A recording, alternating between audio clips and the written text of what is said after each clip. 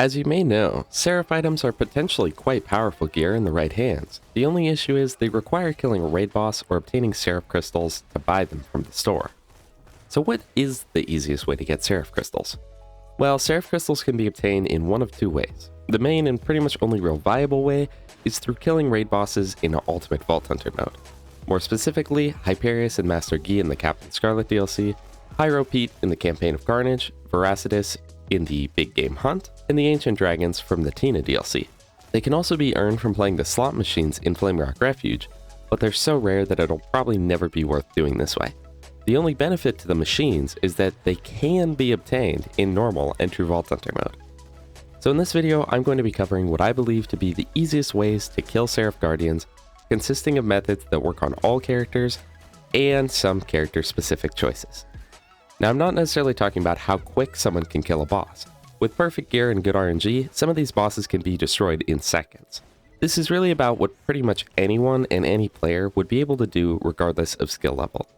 So starting us out with the methods that work on all characters, there are two that are really easy and don't require much at all in terms of gear or thinking. The first, quickest, and easiest method is by gate crushing Master Ghee.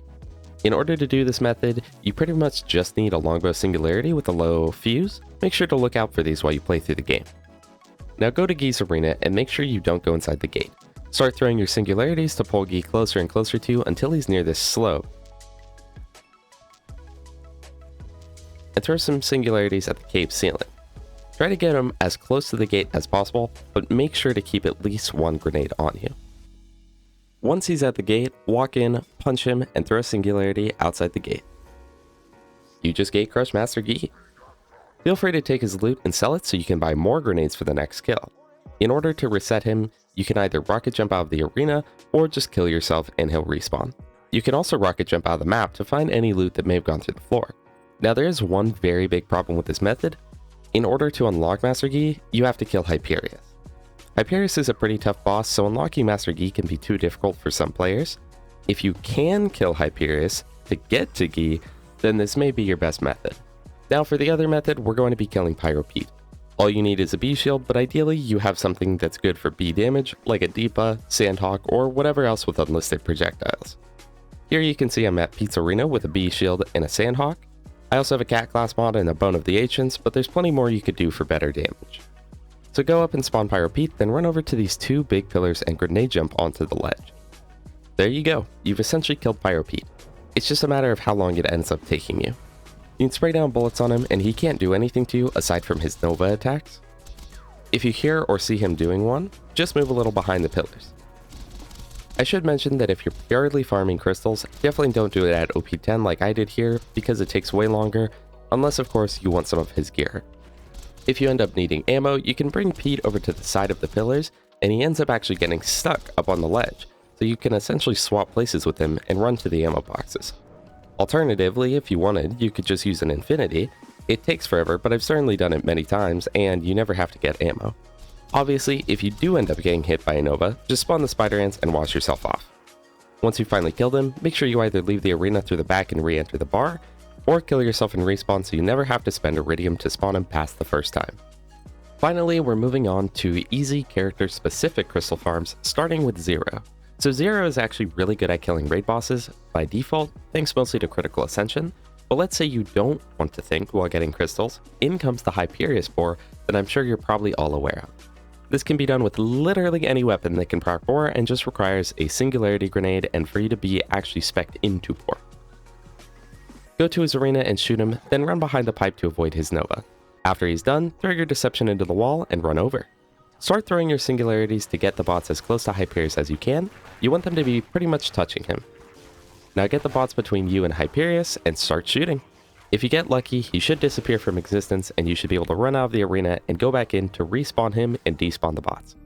In my case, I used a Pimpernel because the multiple pellets can help make boar easier, but this can literally be done with a level 1 starter pistol. Since you were able to boar Hyperius, this gives you the option to go farm Ghee if you want, but honestly, I would stick to Hyperius. His loot is way better, and once you get good, it becomes pretty consistent. Sometimes if you die trying, he can lock you out of the arena and you either have to rocket jump back in, or save quit, which is annoying. Moving on to Krieg, we are obviously going to be blood splitting Pyro Pete. The only gear you actually need is something to slag and a class mod that boosts Fuel the Blood. In my case, I have a legendary sickle and a slag crossfire. Here's my build. Now go into the arena and spawn him. Immediately run to the spider ants and turn the valve. Now start slagging the spider ants and run to the rats.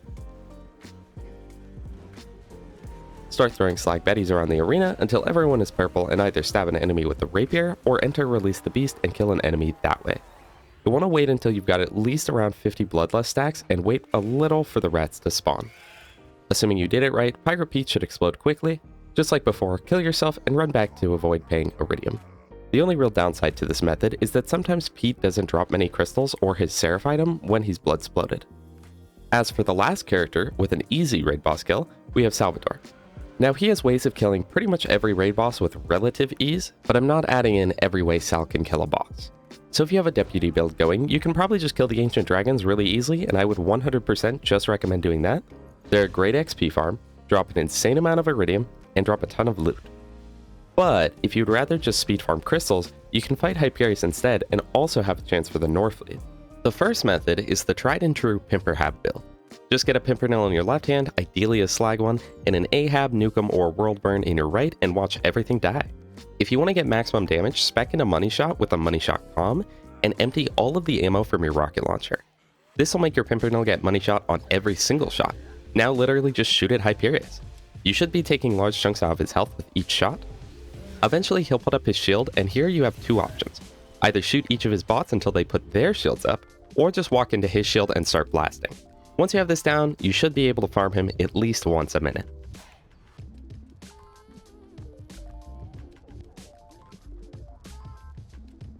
And here's a bonus method that is harder, but is cool enough that I still want to show it.